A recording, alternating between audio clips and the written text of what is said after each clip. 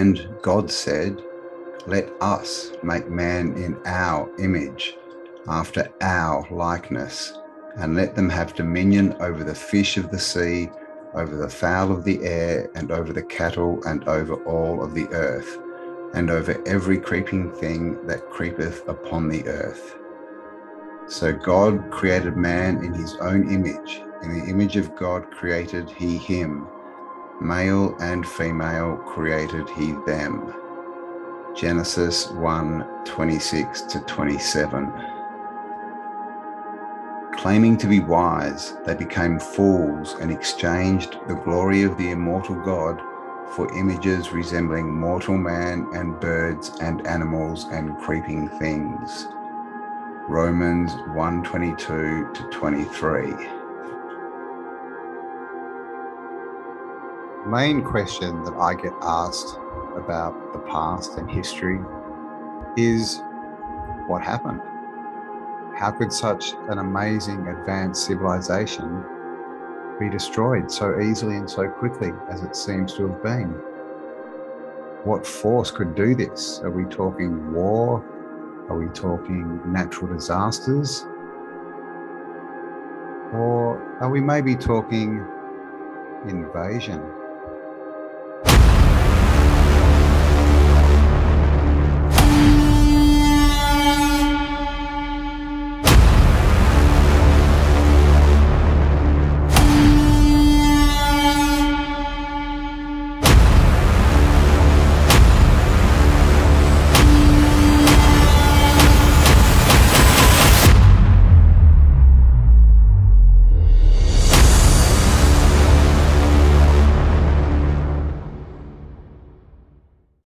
When we look around this realm, the main thing that comes into focus is that this realm wasn't made for us, and it wasn't made by us, or at least by people our size.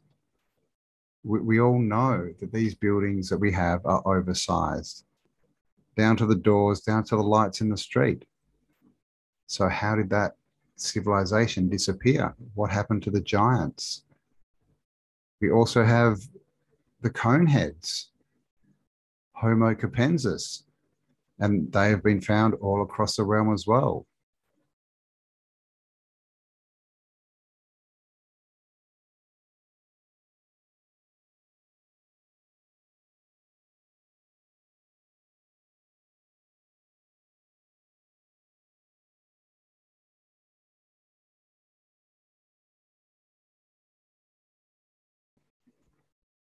But in the reality we are given, none of this is true, because they have rewritten history. And what they have done is they have written out the part of our story that gives us power. So who are they? They. It's a word that gets thrown around a lot. They did it. They are doing it. They control us. So who are they? And of course, they love to tell us who they are. They leave us clues everywhere, but they don't come out and tell us. And as is their way, everything is inverted. So to discover who they are, we really need to learn how to look at the world differently than how we've been taught to perceive it, because their main power is to take over our perception of where we are and who we are. And of course, we've all heard the stories about lizard people.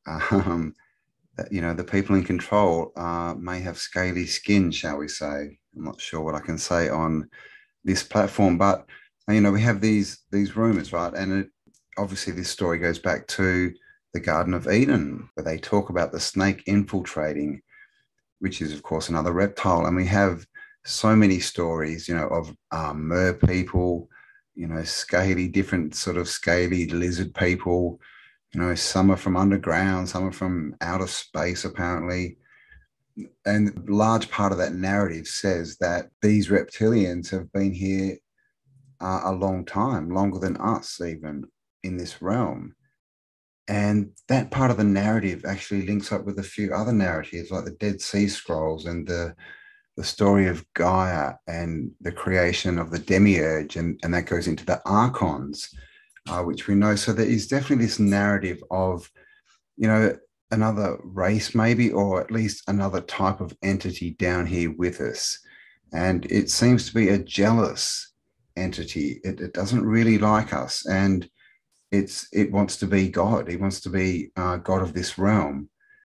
And the way they, you know, that this entity or those entities, we'll get into what it is in future videos, but you know, they want to create their own creation, right? But they're not creative, so they have to use what we create and then destroy it and invert it and, you know, change it to try and make it their creation. And we have these stories of genetic engineering. In the Bible, again, it says that the fallen angels came down and then they sinned against bird, beast, and fish.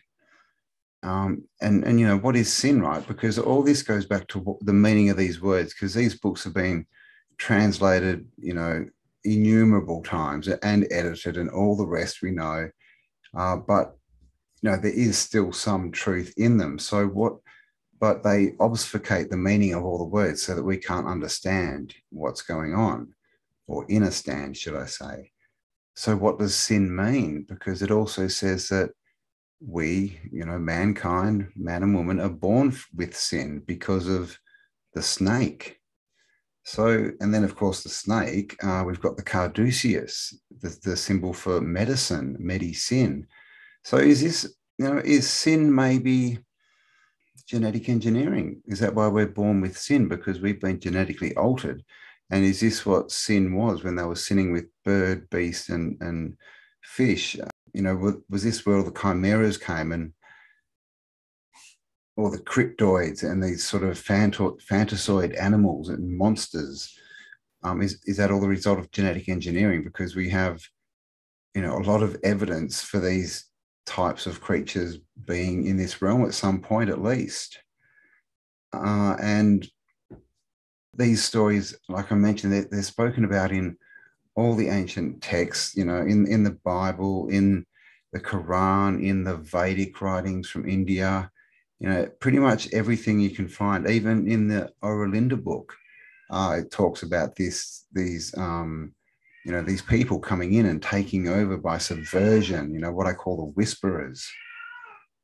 And of course, we've all heard the stories of the Anunnaki, you know, those who from heaven came down to earth, and, you know, all these other stories, you know, from the Sumerians and the Igigi, and that talks about, you know, genetic engineering as well, manipulating species they found down here in the realm, or, you know, sideways, right, in the realm, wherever they came from. You know, maybe they came from a different dimension, but that talks about genetically altering us as well. So that's a big theme that goes through our history, is genetic engineering. But we've only sort of really started to understand what they were talking about in the last 20 years or so, because we didn't know what genetic engineering was.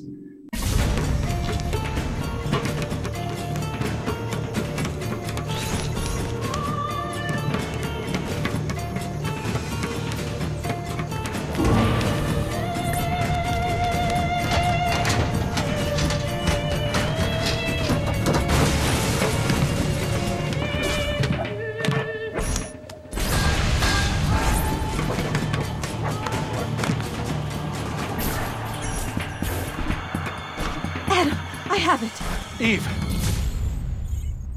That's why we, you know, the further we get down, you know, I guess into technology, the more we're understanding the past, because the past was technological. And this is one of the biggest lies, is they tell us it was just people sitting in the mud, you know, no technology, shovels and chisels, somehow making all these amazing buildings and artworks.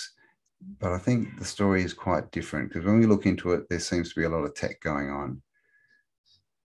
And of course, we have the stories, you know, of all the ancient gods, Of course, they call the wandering stars, the planets, they're all named after gods. We have the Olympians, going back to the Titans, all these different gods, right? Small g gods, who were they? And what was their role in this invasion? Because that's what we're talking, right? Invasion. Because when you really start to dig in, it becomes pretty obvious that we've been invaded. And that doesn't mean invasion from outer space, because we know outer space is it's not surrounding us. It's probably sideways if it's anywhere.